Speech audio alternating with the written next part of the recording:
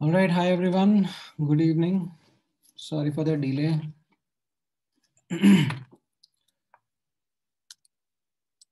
Yeah, hi Pratmesh. Good evening, Aditya. Good evening, Ayush. Hi Rugved. Hi Rudra.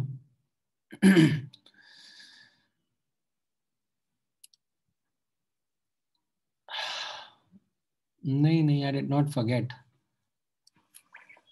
There was some problem again with this technological challenged person as I am. थोड़ा struggle हो रहा है अब. But anyways. All right. आप लोगों का कैसा गया test? How was the topic wise test that happened yesterday?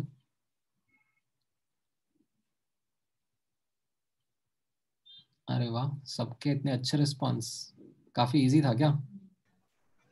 Sir, sir, in the previous class, you gave us two questions at the end. So one was a graph, or the processes were from A to B, B to C, and C to A.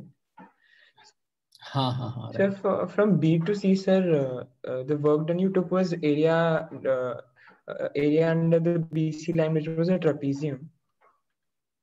Correct. Sir, but wouldn't that be the area of so the work done under the AC line plus? I mean, sir, the work done under the AC line will be repeated twice, no?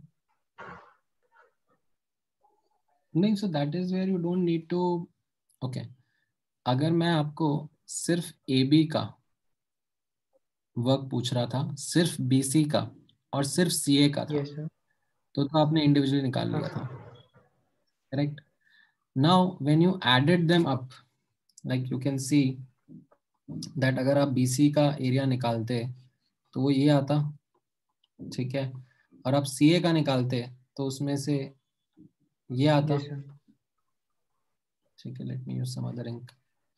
Right. And इनको आपने subtract कर लिया, मतलब subtract in the sense, क्योंकि B से C जा रहे हैं तो वो नेगेटिव साइन के साथ होता है और C से A जा रहे हैं तो वो पॉजिटिव साइन के साथ में होता है, तो उनको एड अप करते हैं आप, तो क्या बचता? Yeah, got it, sir. तो Yeah, that is what confirm we did, करना है. That inside the cycle. And sir, will you discuss the TWT paper this Friday for doubts? अच्छा, इस फ्राइडे को हमारा डाउट्स का सेशन है क्या? हाँ सर, अभी तो हर वीक का हो गया. वही बहुत ही हैपहज़ार्ड से ही चल रहा था. अच्छा, फ्राइडे को मेरे टाइम टेबल में नहीं लिखा है. Friday we have a doubt session. Yes, sir. Sir, I'll send the screenshot on the group.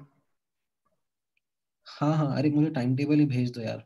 मतलब जो ओवरऑल वाला टाइम टेबल आया होगा ना तुम लोगों के पास में अंधेरी का, Yes, sir. वो टाइम टेबल भेज दो.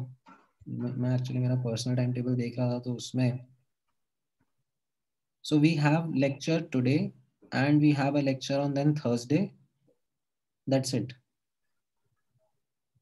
That is what is there as per my Oh, time. sir, Friday से BYCH, sir, not GJCH. हाँ, वही.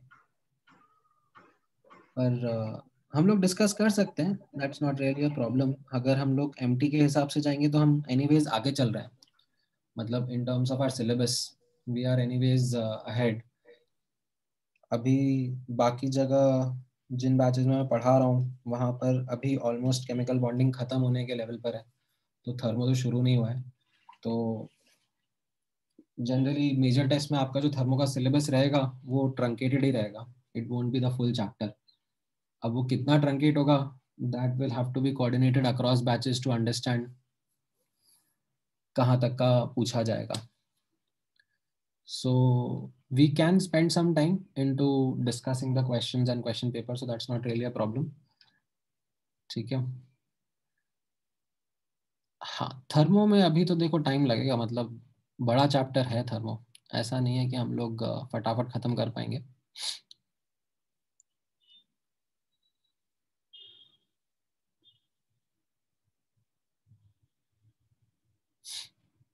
अच्छा, नहीं मैंने पेपर देखा नहीं TWT का.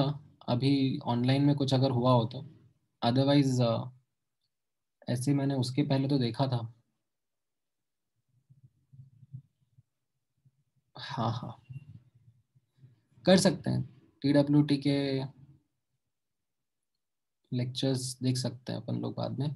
खैर एनीवेज, अपना थोड़ा सा टाइम चला गया आज because of my problems being late, एक बार मैं जस्ट क्विकली अंडरस्टैंड कर लेता हूँ। लास्ट क्लास में जो हम लोगों ने ये देखा था ग्राफ्स वगैरह का पार्ट, आप लोगों को समझ में आया था? इसके साथ एसोसिएटेड होमवर्क आप लोगों को मिला था? Like did you guys do the homework?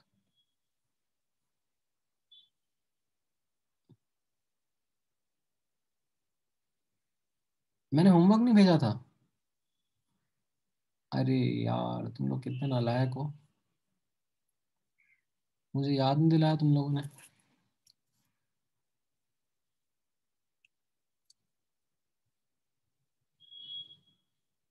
तो तुम लोग अभी तक होमवर्क कुछ करे ही नहीं हो इन thermodynamics. Have I shared any homework with you guys in thermodynamics yet? Oh my God, तभी तुम लोग इतने जोश में नो नो करे जा रहे हो। ओहो, तो फिर हम लोगों का काफी सारा होमवर्क पेंडिंग रह गया है।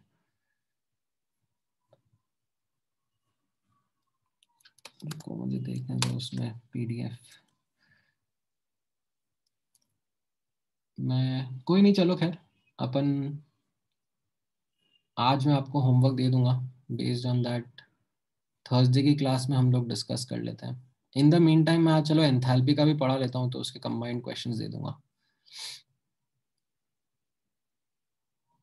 ठीक है, ऑल राइट। सो अब यहाँ पर फोकस करना everyone.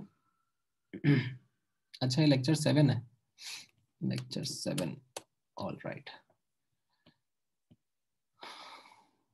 So as a quick recap, हम लोगों ने लास्ट क्लास में आइडियल गैसेस के बारे में काफी डिटेल में डिस्कशन कर लिया है। We have studied and applied the first law of thermodynamics on ideal gases, correct? And as a variation to the application part only, instead of getting data in form of just simple data points, pressure, volume, temperature, you were also exposed to how that data is to be read and interpreted in form of graphs, so that will be quite helpful in answering some questions, especially the complicated questions, जिसमें आपको अगर आप just numerical वे में या mathematical वे में approach करते जाओगे तो टाइम लगेगा, बट अगर ग्राफिकल वे में जाओगे तो you might be able to come up with answers really quickly. Now as the next topic यहाँ पर नोटिस करना, we are going to talk about a new thermodynamic property called as enthalpy. Now from a detailed thermodynamic point of view, it is going to be something new for you. However, you would have seen this property, you would have seen this term in your periodic properties chapter.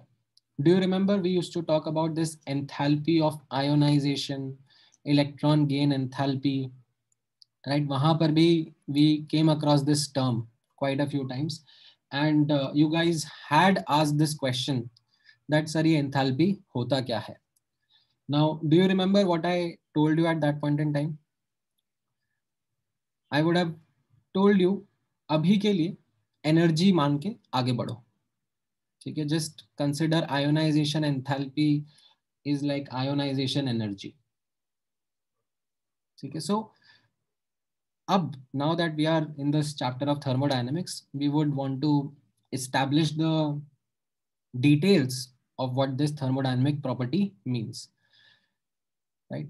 As such, this enthalpy is a measure of energy only, मतलब इसका unit जो रहेगा अभी आप जब आगे observe करोगे तो वो joule, kilo joule, calorie, kilo calorie यही रहने वाला है. So it is a measure of energy, but certain important thermodynamic aspects associated with it. ठीक है? कैसे? यहां पर अब आप नोटिस करना, before I start getting into the definition of it, Let me take this example and try to help you understand the difference between the two ways in which we will be commonly analyzing chemical reactions. So यहाँ पर right hand side पे थोड़ा मैं zoom कर लेता हूँ.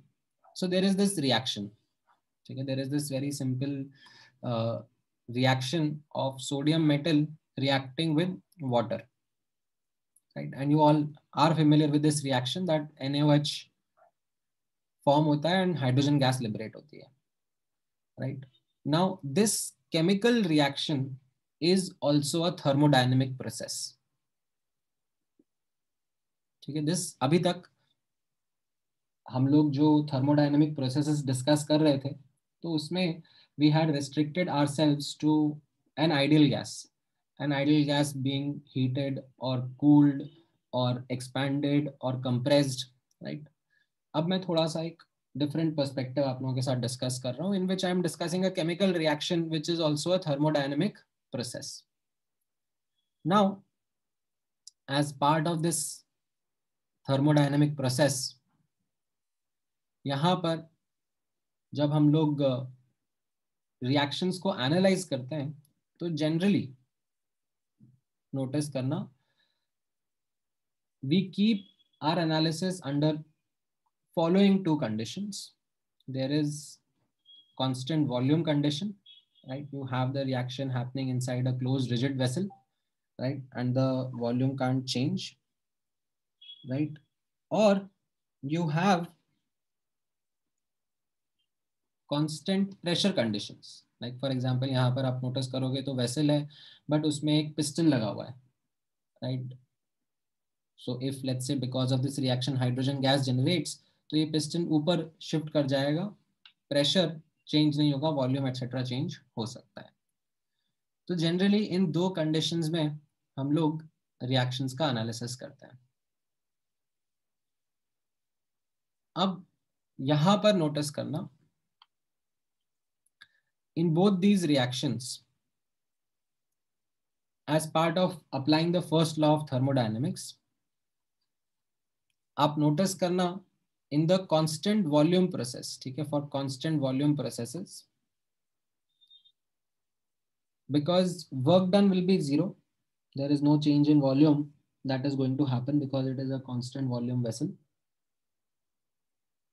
We say that the heat exchanged is equal to the change in internal energy that happened, right? What is this change in internal energy? This is something different as compared to जो हमने ideal gases के लिए लिखा था. ठीक है, ideal gases के लिए तो हम NCV डेल्टा T लिख के रह गए थे, but for chemical reactions that wouldn't be the formula. Chemical reaction में like this is what you had initially and this is what you had finally. So change in internal energy is final minus initial. The internal energy possessed by the products minus the internal energy possessed by the reactants. And that is something which is captured in form of heat released during this reaction. Now, अगर यही reaction हम लोग constant pressure conditions में कर रहे होते, which is actually a more common way of analyzing reactions. Like आप lab में जब रिएक्शंस कर रहे होगे, एक सोल्यूशन दूसरे सोल्यूशन में मिला रहे होंगे, तो क्या होगा, वो ओपन एटमॉस्फेयर कंडीशंस होंगी, कांस्टेंट प्रेशर कंडीशंस होंगी, आपकी बॉडी के अंदर कुछ रिएक्शंस हो रहे हैं, right? So that is also happening under a constant pressure condition. So that is also a constant pressure condition, and this is a more common condition under which we analyze chemical reactions. So यहाँ पर in this situation, as you can see, अगर अब मुझे heat exchanged समझना है, ठीक है, तो according to first law of thermodynamics it will be delta U minus W. However, for the sake of convenience, ठीक है, primarily for the sake of convenience, we wanted this heat exchanged under constant pressure conditions to be captured by another thermodynamic property called as enthalpy.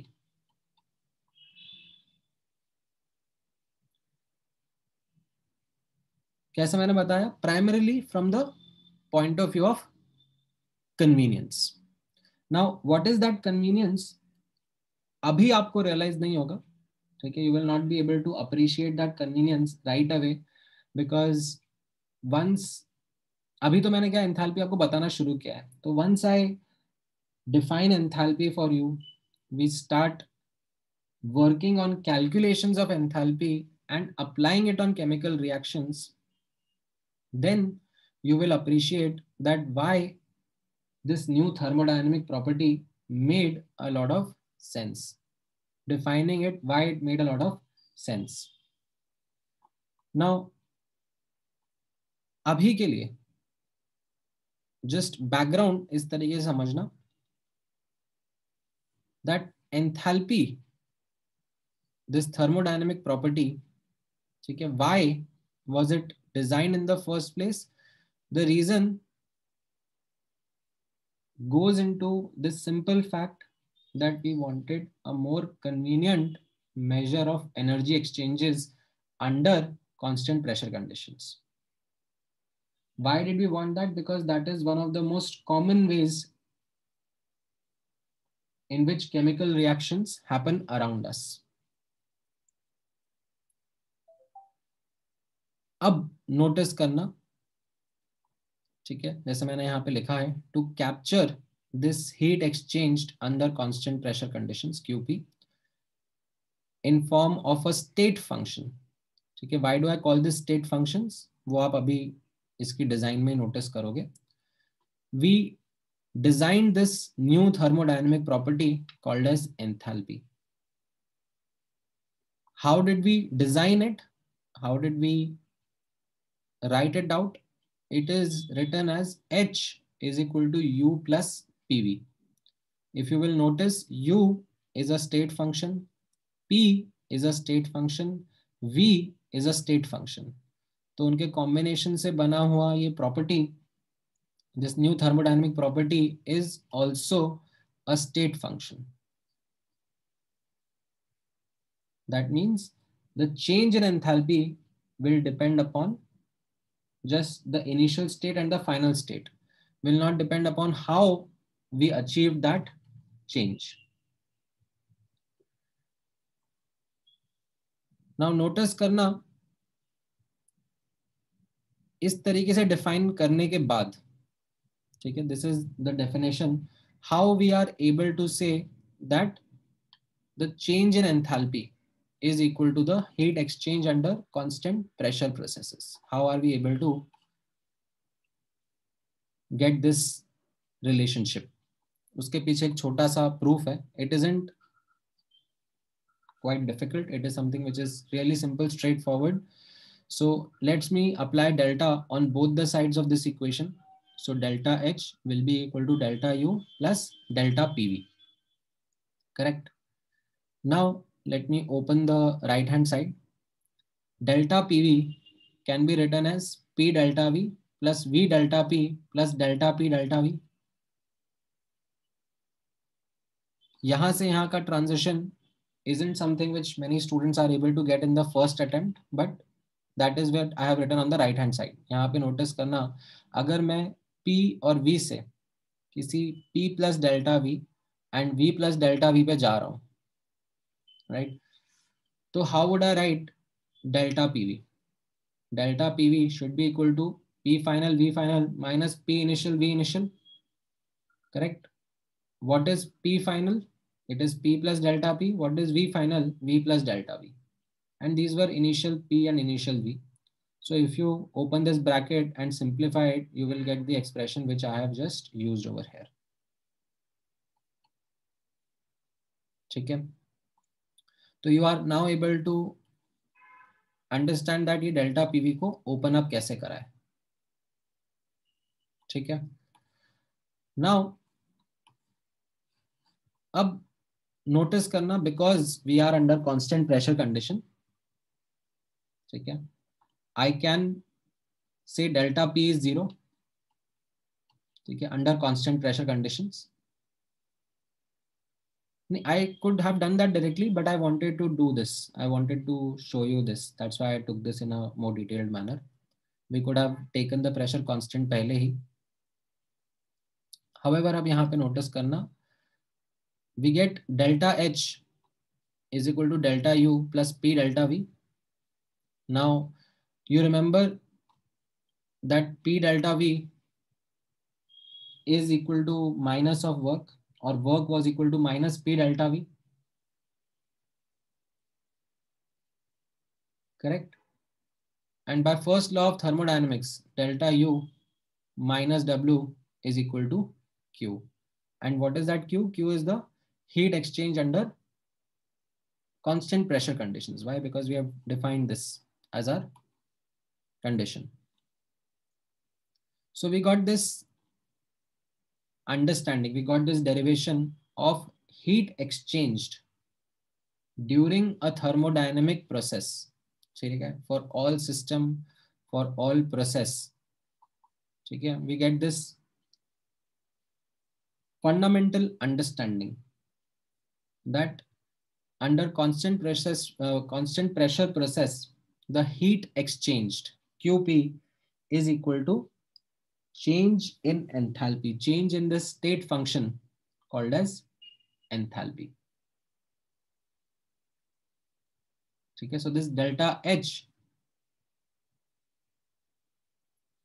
in other words, is also called as change. एक तो simple like literal meaning हो गया delta H का, change in enthalpy, or it can also be called as heat exchanged under constant pressure processes. Now, अब notice करना, जब हमने define करा तब हमें constant pressure process की जरूरत पड़ी. But now that we have defined it and we have got a result for it, and because it is a state function, we can also use it in other processes as well. जैसे, you remember about internal energy. Do you remember that when I spoke to you about delta U? ठीक है, हम लोगों ने कैसे start किया था, ध्यान से नोटिस करना. वापस से स्टोरी सुनोगे तो आपको कनेक्ट होगा. ध्यान से सुनना. हम लोगों ने सबसे पहले डिफाइन करा that there is this thermodynamic property called as internal energy, and we understand that it is a state function. ठीक है, although like this argument that internal energy is a state function is like not that easy to just move on with. इसके पीछे भी बहुत discussion होता है, बहुत in depth discussion होता है थर्मोडायनेमिक्स का. बट हमारे सिलेबस के लेवल पर इंटरनल एनर्जी को स्टेट फंक्शन बोलना इज समथिंग लाइक, जैसे मैथ्स में रहते हैं ना एक्सियम, वैसा लेके हम लोग आगे बढ़ रहे हैं. Internal energy is a state function. And ये डिफाइन करने के बाद में you remember I had talked about कि इसका absolute value क्या होगा. We can't determine what the absolute value of internal energy would be. However, the change in internal energy is something which would be useful.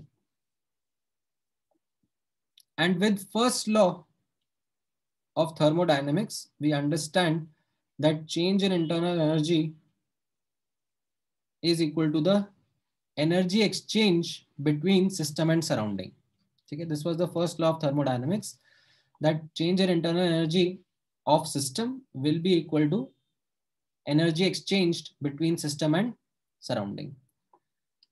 Then हम लोगों ने बोला that अगर हम लोग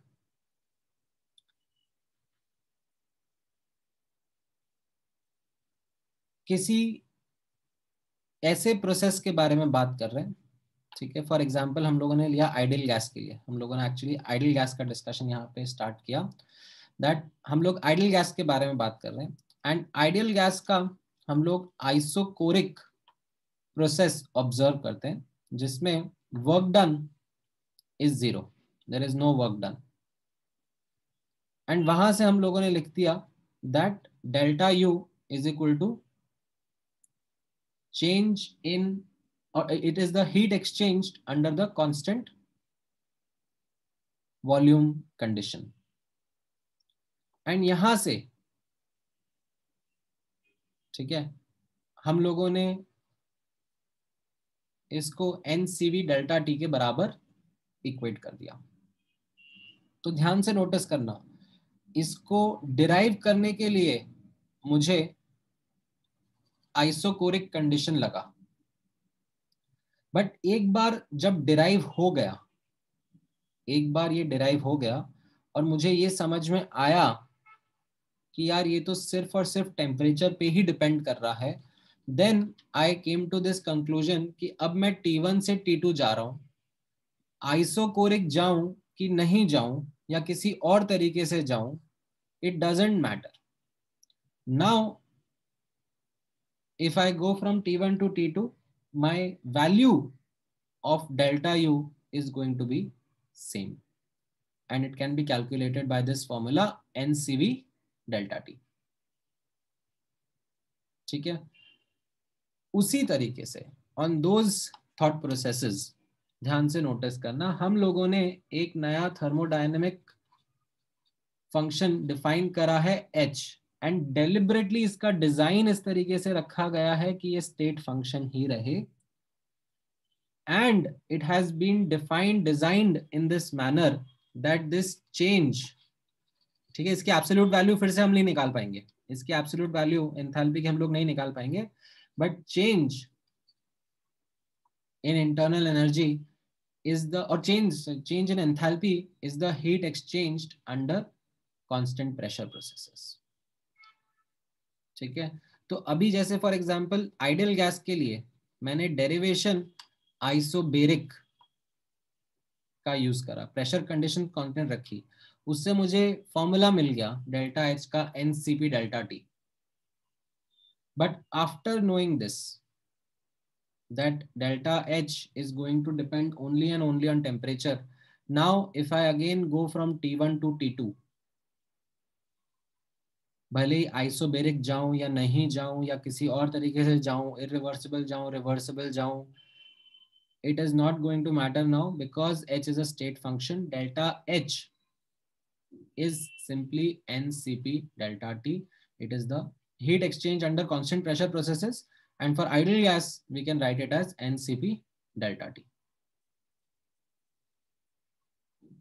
Now, अभी भी आपके दिमाग में डेफिनेटली ये क्वेश्चन अभी भी होगा कि आखिर कर क्यों रहे, मतलब why are we so much bothered about creating this new thermodynamic property which serves like this purpose. ठीक है, तो उसके लिए that is what I said कि उस चीज को अप्रिशिएट करने के लिए आप लोग थोड़ा सा वेट करो, when we will be extensively using this enthalpy property, and then you will be able to understand that why it made sense that we define this thermodynamic property. ठीक है, अभी इतना पार्ट समझ में आया कि हम लोगों ने एक नया थर्मोडायनेमिक प्रॉपर्टी डिजाइन करा है, डिफाइन करा है, called as enthalpy, and how it is mathematically written H is equal to U plus PV, and the change in enthalpy means something important, which is the heat exchange under constant pressure processes. ठीक है, and this is what gives another definition to enthalpy. ठीक है, यहाँ पे notice करना, it gives a definition to enthalpy that it is the net heat content of the system under constant pressure conditions.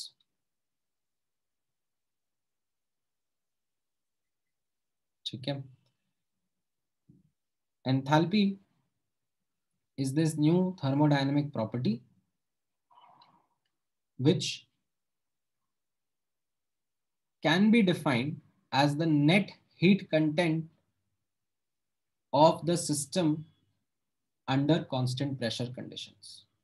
Why or how can we actually define this? ठीक है, उसके लिए आप यहां पर नोटिस करना that how change in enthalpy is the heat exchanged under constant pressure conditions, and that is something which we did a quick derivation over here. ठीक है, अब नोटिस करना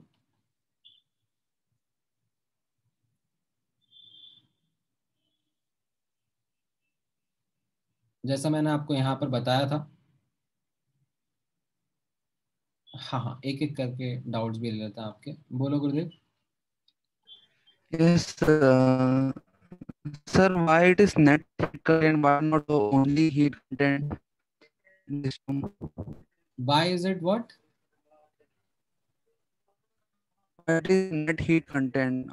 We can also write this only heat content also, no? हाँ ठीक है, चलेगा। In fact, I can remove the word net. It is the heat content of the system. ठीक है, in fact, let me not use the word net because it might give some false impression to you. You can also use the word the heat content of system under constant pressure process. Okay, sir, thank you. ठीक है,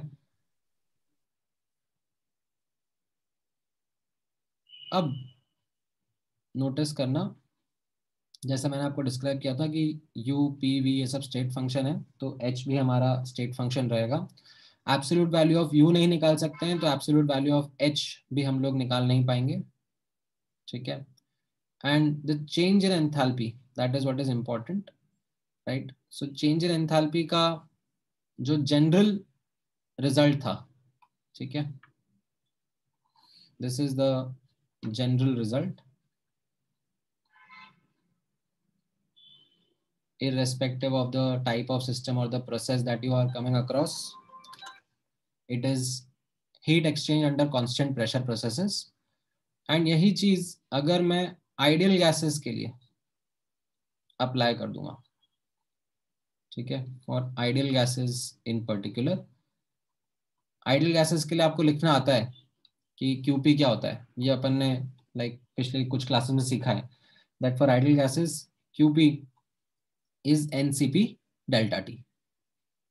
ठीक है, heat exchange under constant pressure processes. ठीक है, but this is for ideal gases. ये चीज आप ये रिएक्शन वगैरह के लिए मत लिख देना, ठीक है, ये रिएक्शन के लिए मैं बाद में आपको बताऊंगा कैसे वर्क करना है।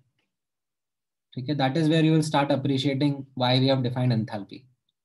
ठीक है, so I just give you a small snippet कि हम लोग डिफाइन क्यों कर रहे थे, is because we wanted to analyse these reactions and all. But अभी के लिए general result and the simplified version for ideal gas, delta H is equal to NCP delta T।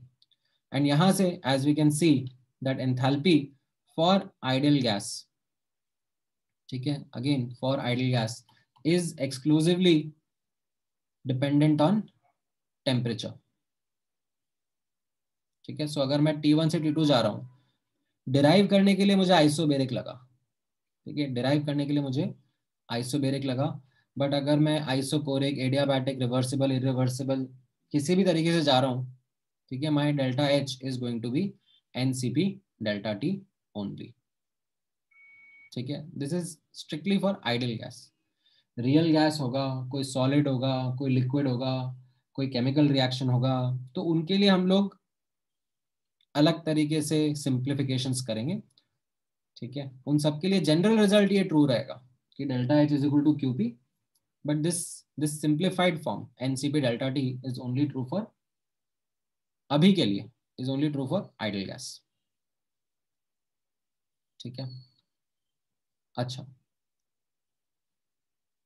Then there is okay, मतलब kind of a very trivial question समय, मतलब P delta we work कैसे बना, ये यहाँ से यहाँ कैसे आया। आप आज आपकी पहली क्लास है क्या थर्मोडायनेमिक्स की? Are you sitting for the first time in thermodynamics का क्लास? वर्क क्या होता था? Minus P delta V, in fact minus P external DV, ऐसे तो डिफाइन करते हैं,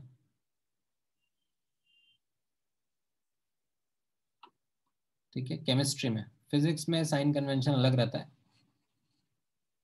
बट केमिस्ट्री में इस तरीके से डिफाइन करता है। नहीं नहीं, हाउ डू वी गेट नहीं होता Prithviraj, this is designed, we deliberately design this. अभी किसी ने सोचा कि हम ऐसे करेंगे तो हमारा आगे का काम थोड़ा आसान हो जाएगा, ठीक है। So we did not derive this, this is not derived, this is defined, ठीक है।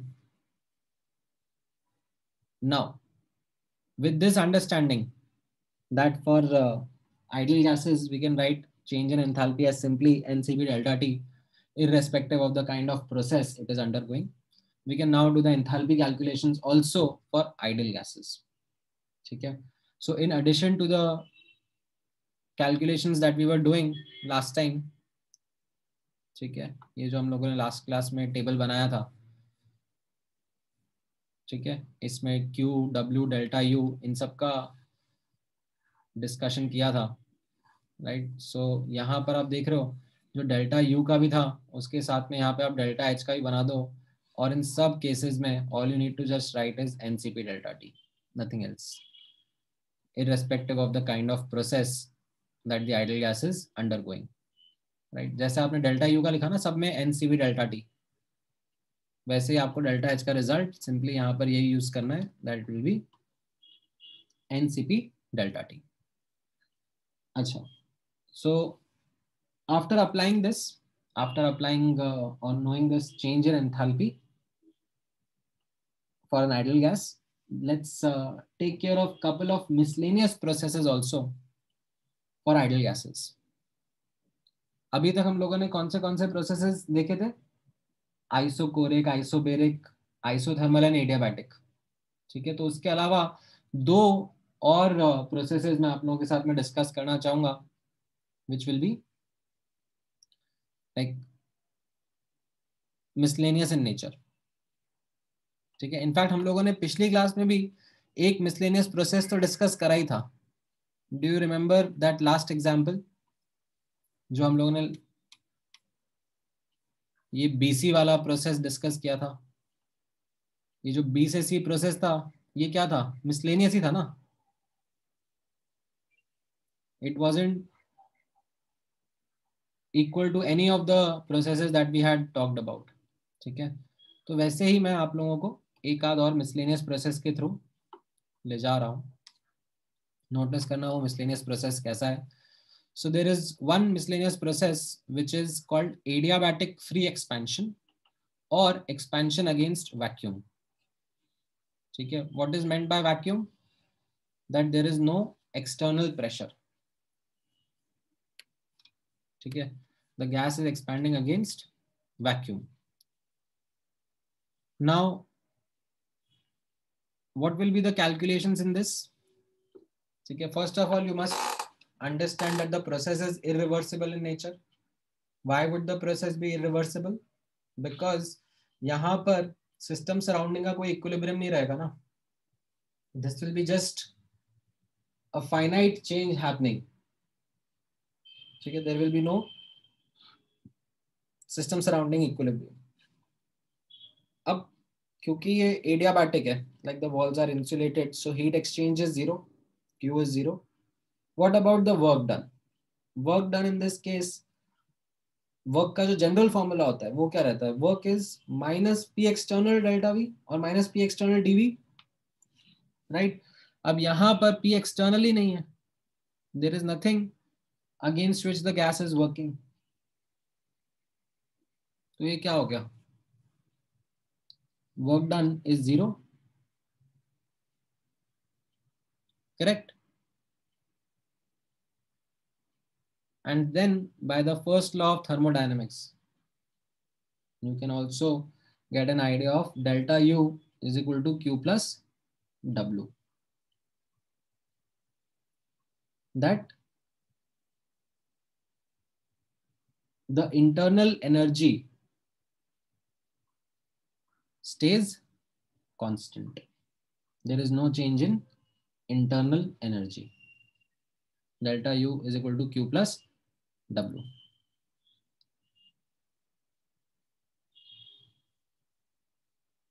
Now notice करना another miscellaneous process. अच्छा, इसमें एक और नोट करने की बात यही है that if we talk it in terms of the ideal gases, if we talk about it in terms of ideal gas, so we can also call this process as isothermal. ठीक है, we can also see that delta U is zero, तो NCV delta T zero रहेगा, तो delta T is also zero. That means the process is isothermal also. ठीक है, delta H का calculation हमने अभी जस्ट सीखा है, that delta H is equal to NCP delta T, and since it is isothermal also, we will say that delta H is also zero. There is no change in enthalpy. Now notice करना, अच्छा इसको मैं irreversible क्यों बोल रहा हूं? आप ध्यान करो ना, इरिवर्सिबल किसको बोलते थे हर्ष? When there were finite change happening in the system,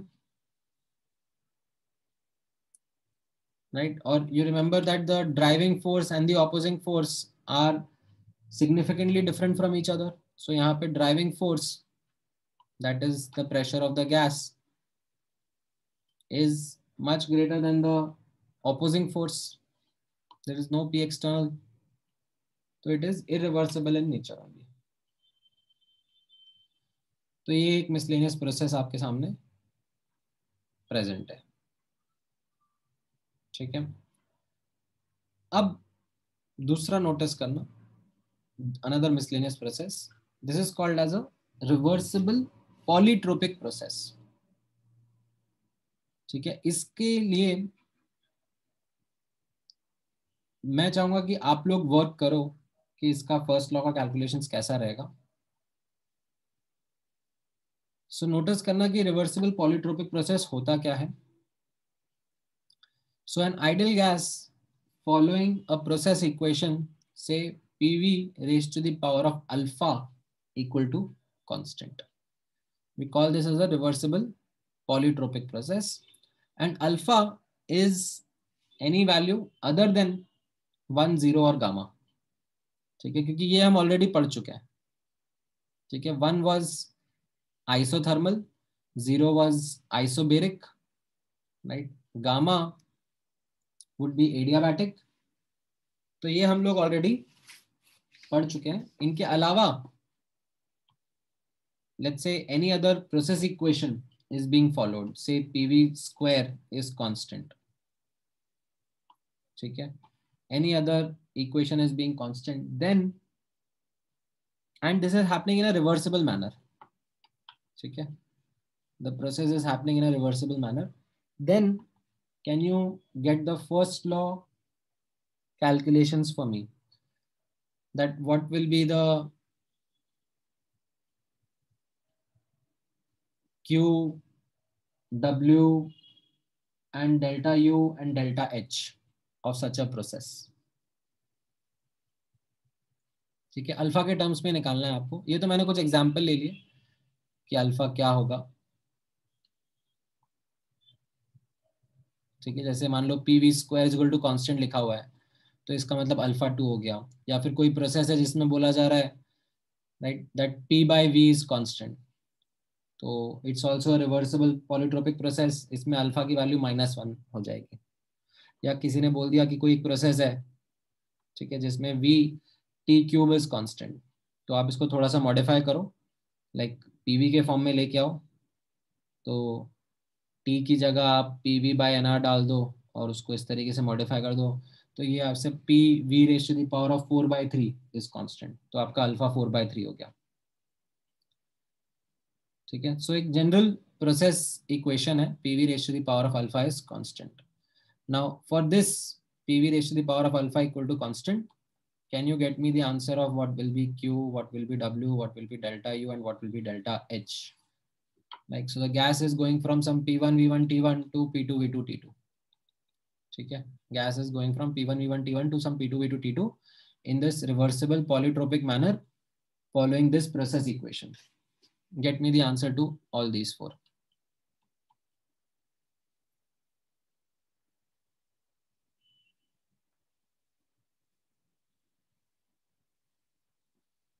नहीं नहीं हर्ष, आप ध्यान से देखो, लिमिट्स वगैरह पुट करो, प्रॉपर्ली आंसर निकाल के दिखाओ मुझे।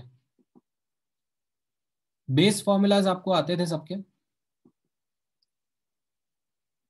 ठीक है, some base formulas you had learned in the previous classes. Based on that, built up and get me the answer.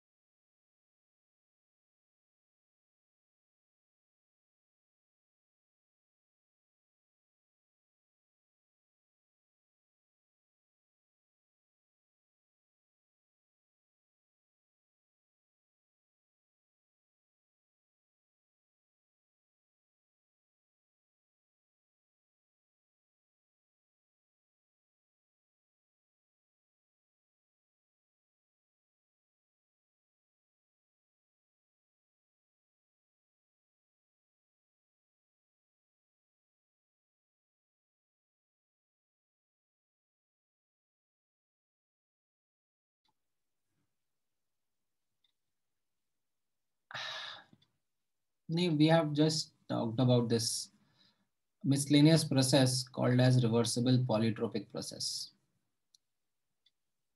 And I defined for the students that what reversible polytropic process is. Okay, there is some miscellaneous process which follows this kind of an equation, and I gave certain examples. And then I've asked that for such a process, say the gas, ideal gas is going from P1, V1, T1 to some P2, V2, T2. Can you determine the expression for heat, work, delta U and delta H? ठीक है, मतलब delta U delta H के लिए तो सबसे कम मेहनत होगी। मतलब आप मुझे सीधे सीधे बोल दोगे sir I don't care whatever your process was, delta U is NCB T two minus T one and delta H is NCP T2 minus T1. ठीक है, I hope this is now easy peasy for everyone, especially for ideal gas, that delta U and delta H are straightforward. तो थोड़ा सा मेहनत है Q और W पर, वो आप लोग थोड़ा ट्राई करो and then let me know how it goes.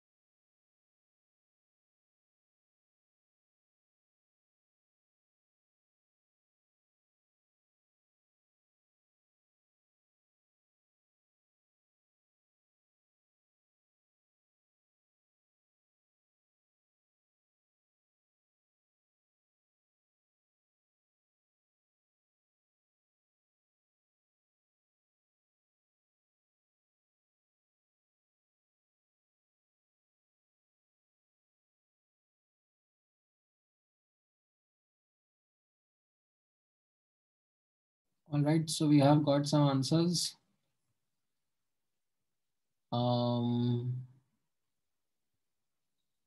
नहीं दिशा, थोड़ा सा गड़बड़ है आपका आंसर।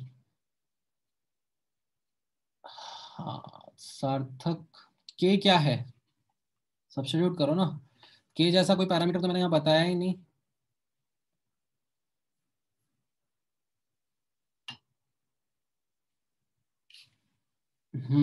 क्यू के साथ आप स्ट्रगल करोगे। You should start with work Prithviraj. नहीं, Q is equal to delta H यहाँ पर नहीं बोलोगे, ठीक है? Q is not equal to delta H, only QP was equal to delta H. Heat exchange under constant pressure processes was delta H. ठीक है?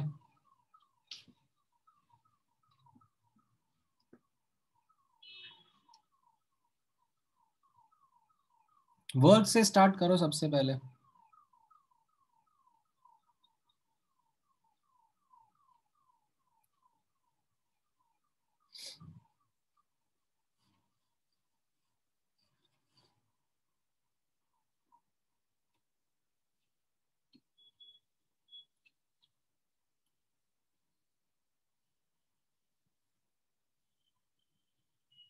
थोड़ी हेल्प चाहिए आप लोगों को?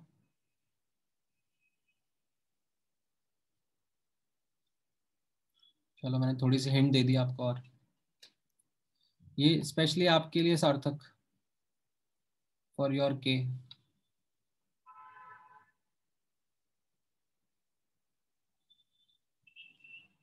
Now can you get me in terms of the given quantities P1 V1 T1 P2 V2 T2 alpha?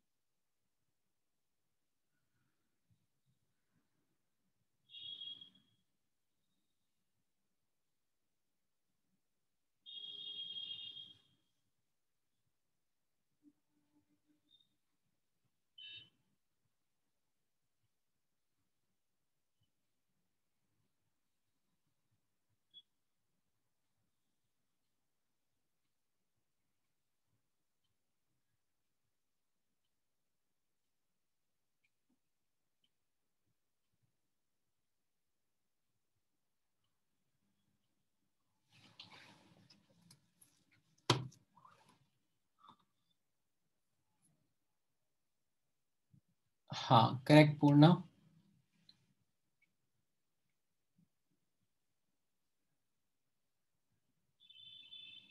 नहीं नहीं नहीं, एक मिनट, सॉरी माय बैड। नहीं नहीं पूर्णा एक मिनट। P1 V2 V1 की power alpha -1 upon alpha -1। I don't think so. थोड़ा सा क्लियरली नहीं डिराइव करा आपने। नहीं नहीं सार्थक, नॉट करेक्ट। देखो ना कहाँ कैसे सोच रहे हो। See, everyone, you start with work का simple basic formula. Work is equal to minus P external dV. And since we are speaking this about this process as reversible in nature, हाँ पृथ्वीराज ने करेक्ट आंसर निकाला है। ठीक है, सो reversible process है तो P external is equal to P gas, and then this P which we had talked about in this particular process follows this equation, correct? हाँ वो ठीक है, मैं समझ गया था तुमने हैक ही किया है लाइक एडियाबैटिक का फॉर्मूला यूज करके you just replaced alpha by gamma और गामा बाय अल्फा, राइट। सो ये प्रोसेस इक्वेशन है इस प्रोसेस की। नहीं नहीं सत्या, यहाँ पे देखो आप। So P equal to K upon V raise to the power of alpha, like मैंने बताया ना यहाँ पे ऊपर स्टार्टिंग में that P V raise to the power of alpha is constant. तो अब मैंने यहाँ पे सब्स्टिट्यूट कर दिया K upon V raise to the power alpha. Now इसको अपन इंटीग्रेट कर सकते हैं। व्हाट इज 1 अपॉन V की पावर अल्फा का इंटीग्रल? 1 अपॉन V की पावर अल्फा का integral will be V raised to the power of minus alpha plus 1 upon minus alpha plus 1 and the limits will be from V1 to V2।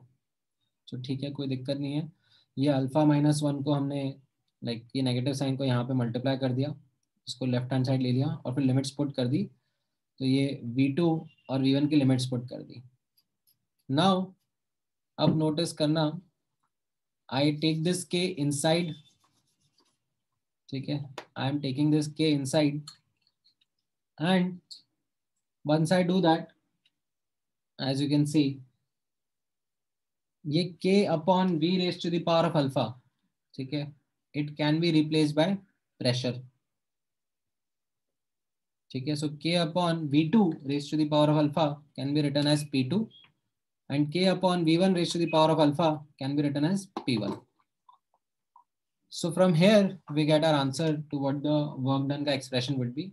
It will be P2 V2 minus P1 V1 upon alpha minus 1, or since this is delta PV, it can be replaced by NR delta T, right? ये चीज हम लोगों ने पहले भी discuss करी थी adiabatic में, that PV is equal to NRT, तो delta PV will be equal to delta NRT, and because N or R are constant, they will come out of the delta and it can be replaced by NR delta T। So आपका answer correct था Prithviraj, and this is how you had done the derivation, or this is not exactly how you had done the derivation for adiabatic processes, but you could have done the derivation in the same way for the adiabatic processes also। ठीक है, ये समझ में आया that how we got the work done। हाँ ये थोड़ा सा राइट सार्थक, आप सही लाइंस पे जा रहे थे to start with, but I think ये सब्स्टिट्यूशन में is where you are not able to correctly put the values, ठीक है, otherwise you are going on the right line. Purna आपने कहाँ पे गलती करी वो आप नोटिस करना, ठीक है। I think this is also somewhere where you made that mistake in this substitution, but now ठीक है, डेरिवेशन तो वैसे आपसे कोई पूछने वाला है नहीं क्योंकि it is not going to be a subjective paper, ठीक है। So nobody is going to ask you that derivation, but result जो है वो आपको याद रहने वाला है because it is similar to what adiabatic processes was. Adiabatic में अल्फा की जगह जस्ट गामा पुट कर देने का and you get the answer,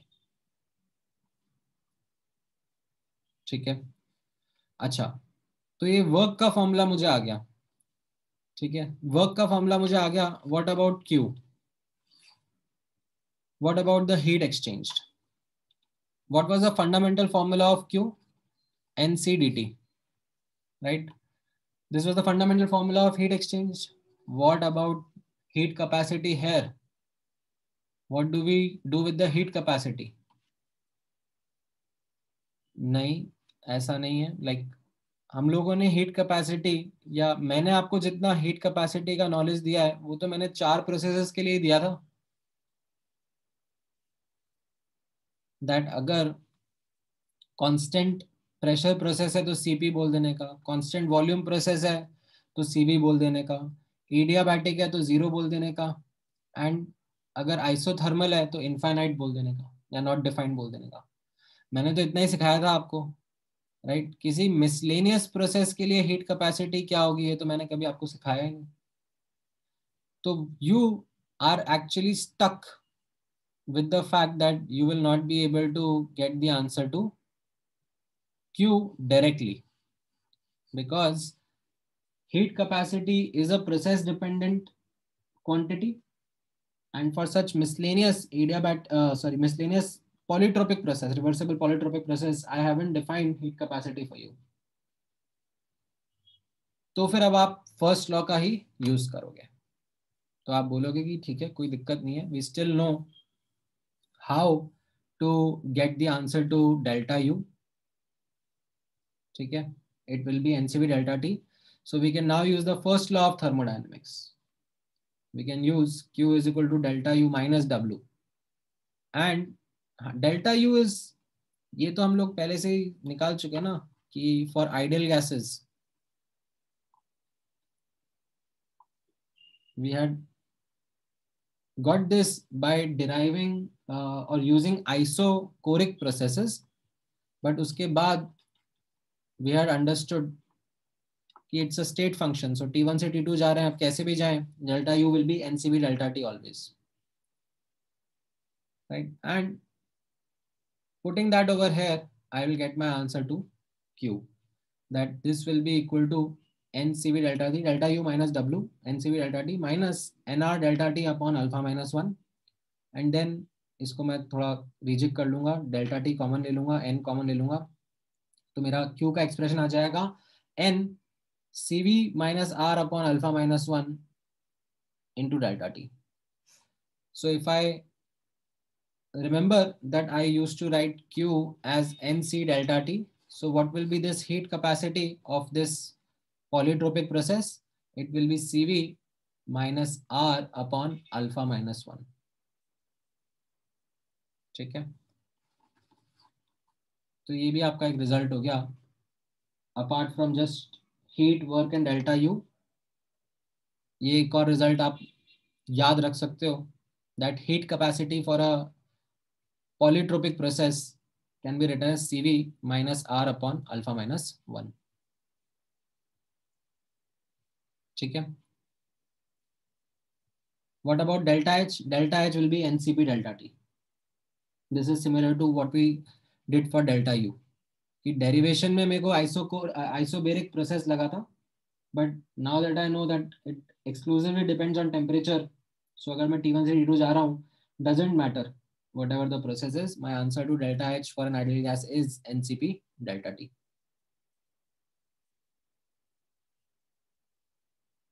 हाँ, ये हीट कैपेसिटी के लिए जस्ट कंपेयर किया था, that Q is written as NC delta T ना, this thing over here.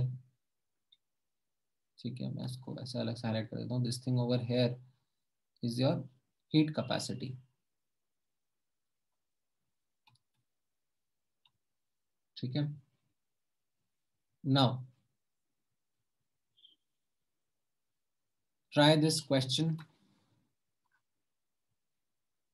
ठीक है, try this question and get these answers. फटाफट फटाफट ट्राई करो, यूनिट्स का ध्यान रखना पड़ेगा.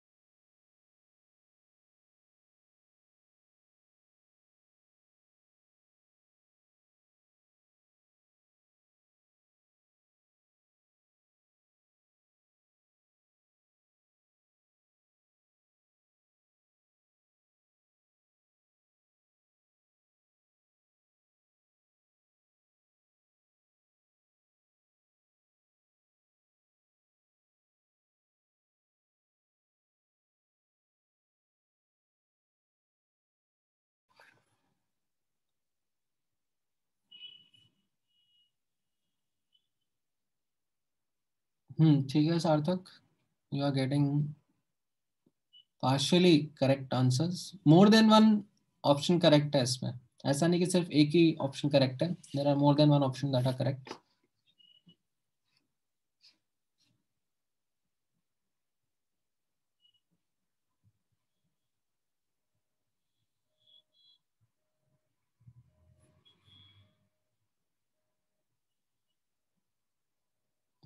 बाकी का भी ट्राई करो. हाँ करेक्ट आयुष, करेक्ट हमें.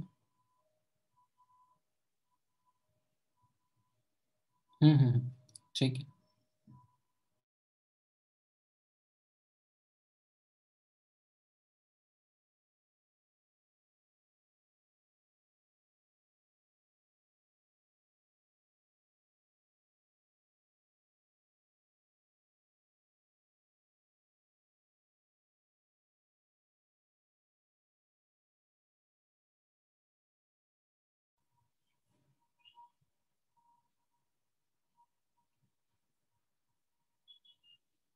हाँ राइट सुरावी, राइट अमान.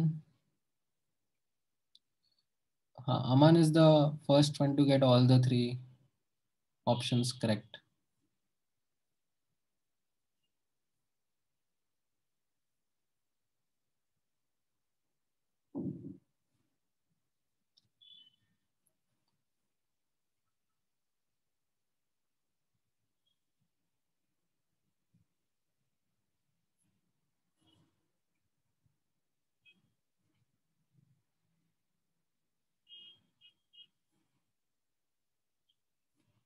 Right, so कैसे करना था? In the same way how we used to do earlier also, we follow that systematic approach. System is ideal gas, and the process is a reversible polytropic process in which the alpha value is -1, like P by V is constant, so we can write it as PV raised to the power of -1 is constant, so alpha is -1. Then you analyze the information that is given to you. So you have 1 mole of a gas. Okay. Its initial pressure is given to as 2 bar and the final pressure is given to at 4 bar. Initial temperature 273 Kelvin, final pressure you have to find out, and CV, the heat capacity at constant volume, is given to as 12.5 joule per mole Kelvin. Now the fourth step was to form equations. How do we start forming those equations? So there are process equations, right, as well as the first law of thermodynamics. So process equation यहाँ पे कैसा दिया हुआ है? P by V is constant. So P by V is constant से मैंने P और T के बीच का रिलेशनशिप निकाला. ठीक है. You could have worked in other ways also. ठीक है. यहाँ पर आप ये भी कर सकते थे कि प्रेशर दिया हुआ है, टेम्परेचर दिया हुआ है, मोल्स दिया हुआ है, तो वॉल्यूम निकाल लो, और फिर क्योंकि फाइनल प्रेशर दिया हुआ है तो उससे फाइनल वॉल्यूम निकाल लो.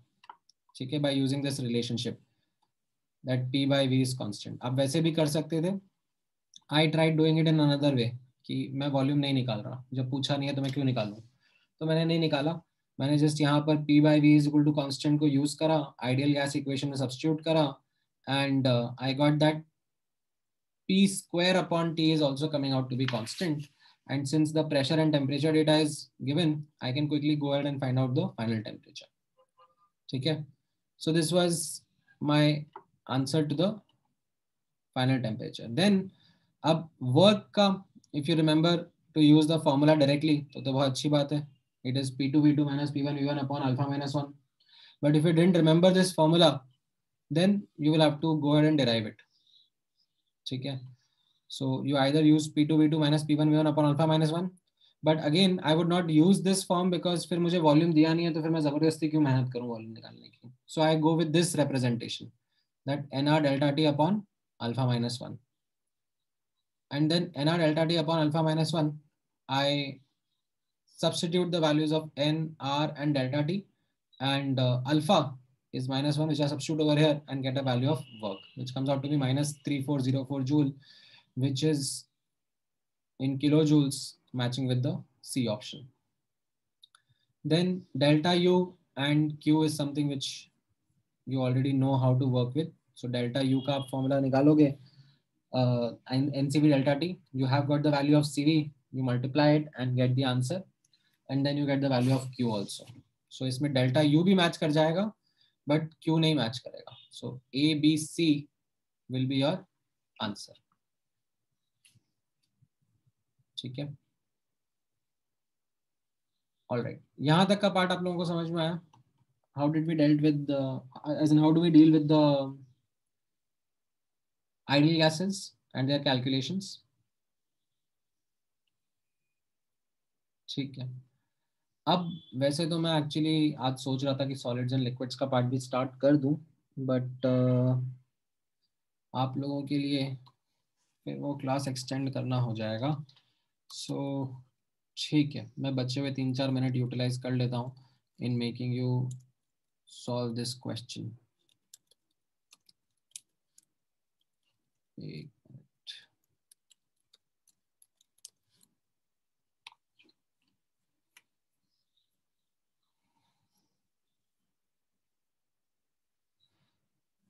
इनफैक्ट चलो मैं यहीं पे ड्रॉ कर देता हूँ.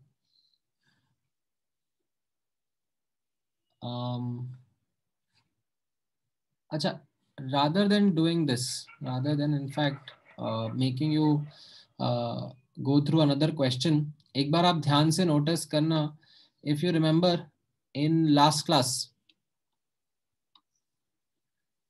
हम लोगों ने ये BC प्रोसेस का वर्क कैसे निकाला था? BC प्रोसेस का एरिया अंडर द कर्व से निकाला था. ठीक है. Now you can also get the work done during this BC process in a mathematical manner by doing integration. किस तरीके से? Can you write the expression for the line BC? Right, यहाँ पे आप नोटिस करना, this is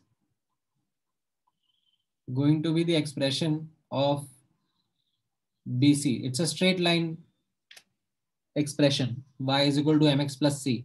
वो आप निकाल लोगे, आपके पास ये दो डेटा पॉइंट्स हैं, एक b का एक c का, तो आपने स्ट्रेट लाइंस पढ़ लिया तो you can easily write that, and then you can go ahead and do that integration and get the answer.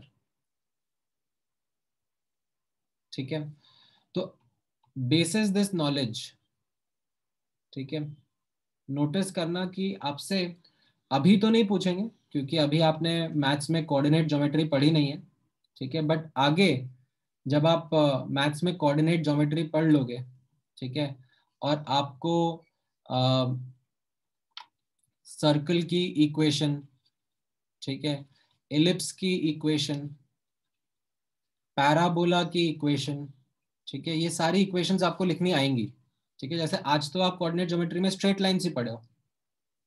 ठीक है, आपका सर्कल शुरू हो गया है क्या कोऑर्डिनेट ज्योमेट्री में, या फिर अभी स्ट्रेट लाइंस ही चल रहा है? अच्छा, तो अभी आपको सर्कल्स की इक्वेशन लिखनी आ गई है. ठीक है, ठीक है, आपको एलिप्स की इक्वेशन लिखनी आ गई है, आपको पैराबोला की इक्वेशन लिखनी आ गई है. ठीक है, नहीं आई है अभी बट ये आ जाएगी. आपको एक्सपोनेंशियल फंक्शन की इक्वेशन लिखनी आ जाएगी, या आपको हो सकता है कुछ साइनोसोडल इक्वेशंस की, साइनोसोडल फंक्शंस की इक्वेशन लिखनी आ जाएगी. तो उस केस में क्या होगा, आपको इस तरीके से बता देंगे कि ये P वर्सेस V ग्राफ है एंड उसमें कुछ प्लॉट दे देंगे आपको. ठीक है, आपको इस तरीके से बोल देंगे कि you know this is the process, मतलब कुछ ना कुछ एक उसका एस्पेक्ट बता देंगे आपको, so this is the process, and उसका फॉर्मूला दे देंगे, pressure as a function of V. Right, so now with the help of this miscellaneous example that you have done, ठीक है, जैसे miscellaneous example में आपने करा था that you derived the area under the curve by doing the integration, तो इसी तरीके से आपको आगे भी इस तरीके के miscellaneous process आ सकते हैं in which you will have to simply do this integration how you did for this polytropic process. ठीक है, तो ये तो हम लोग एज अ फॉर्मूला भी याद रख सकते हैं, but don't under estimate this derivation. ठीक है, ये मत सोचना कि सब्जेक्टिव पेपर नहीं है तो डेरिवेशन कोई पूछेगा नहीं. एडवांस के पॉइंट ऑफ व्यू से स्पेशली आपसे ये इंटीग्रेशंस करवाए जा सकते हैं, ठीक है। अभी हो सकता है कि आपको थोड़ा सा ट्रिकी लगा हो बिकॉज ऑफ द फैक्ट कि आपने इंटीग्रेशन एकदम बेसिक लेवल का ही करा है फिजिक्स में, बट जब आप लोग बाद में मैथ्स में इंटीग्रेशन पढ़ लोगे तो this is like not even a minutes job, ठीक है। आप इससे कहीं ज़्यादा डिफिकल्ट इंटीग्रल सॉल्व करोगे, ठीक है। तो आज के लिए चलो यहीं तक रखते हैं, आज के लिए आइडियल गैसेस तक का ही पार्ट करते हैं। Next class onwards I will start with solids and liquids and I will also share homework with you guys, ठीक है। होमवर्क करके लेके आना नेक्स्ट क्लास में। सर हाँ बोलो साहिल। सर आप पीडीएफ मतलब रात में ही शेयर कर दिया करो ना, मतलब रिकॉर्डिंग आप रिकॉर्डिंग और साथ में भेजते हो ना, तो एक दिन पूरा लेट हो जाता है सर। ठीक है मैं भेज देता हूँ। Thank you sir. चलो ओके देन।